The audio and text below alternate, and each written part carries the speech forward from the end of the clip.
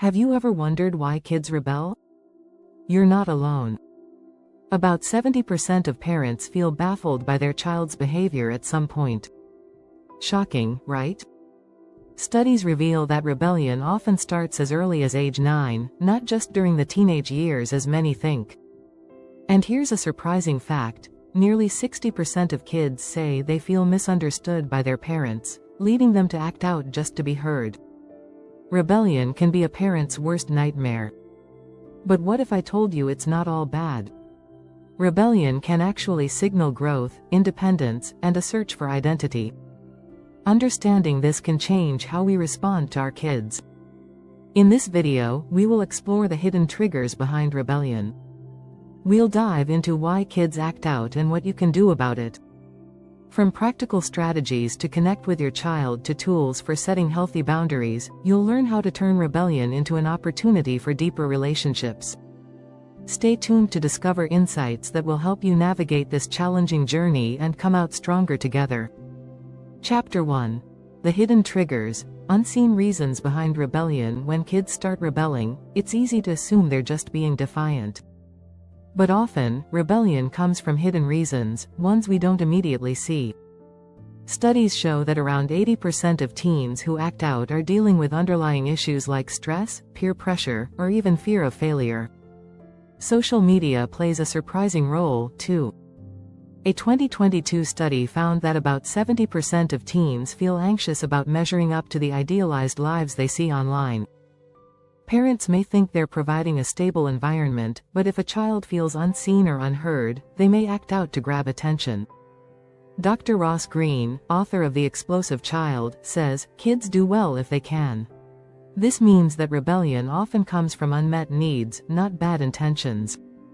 It's helpful to ask yourself, what could my child be trying to communicate? Another hidden trigger is a child's need for autonomy. Kids want to feel they have control over their lives, and rebelling is a way to take back that control. By giving them small choices, you can help satisfy this need for independence.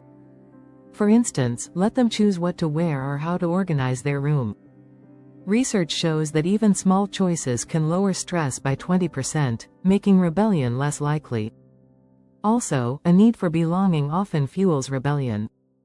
When kids feel disconnected, they might rebel as a way to create their own identity. Connection doesn't just mean spending time together, it means truly understanding who your child is becoming. Ask open-ended questions, show genuine interest, and avoid interrupting. Sometimes, all they need is to feel like you're really listening. Chapter 2. Rebellion as a cry for connection. It's surprising to think, but rebellion can actually be a call for connection.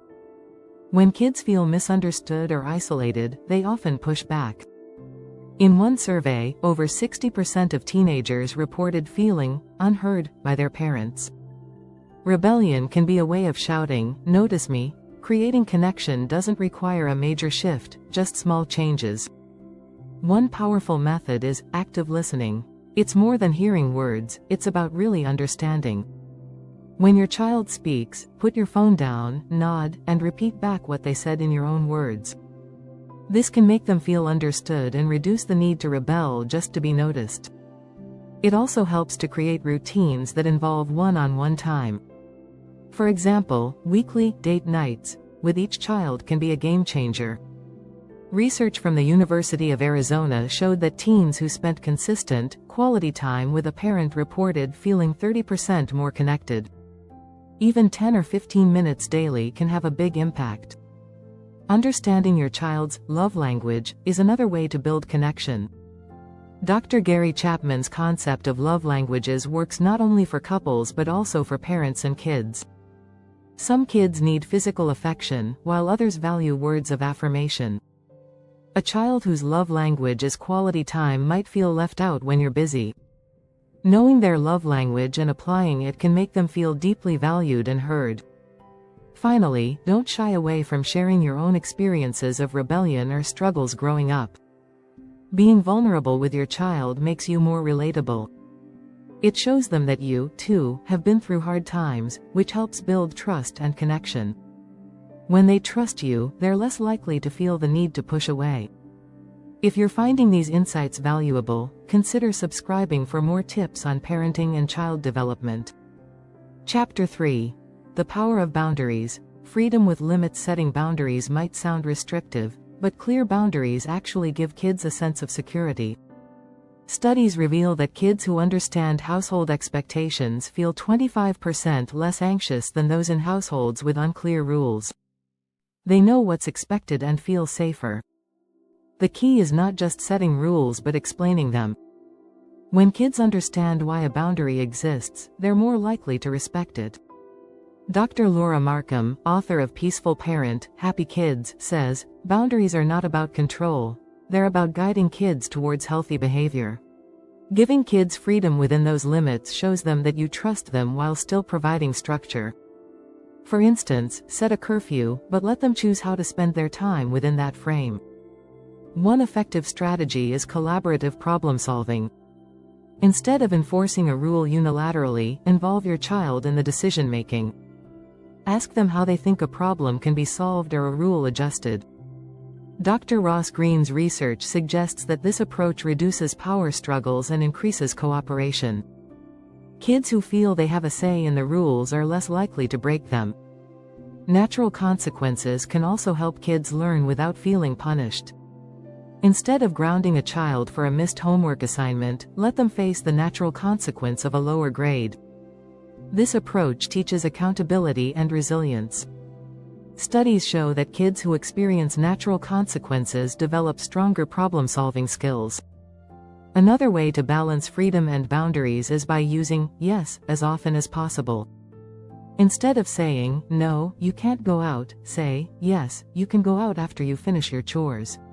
This approach creates a sense of collaboration rather than restriction.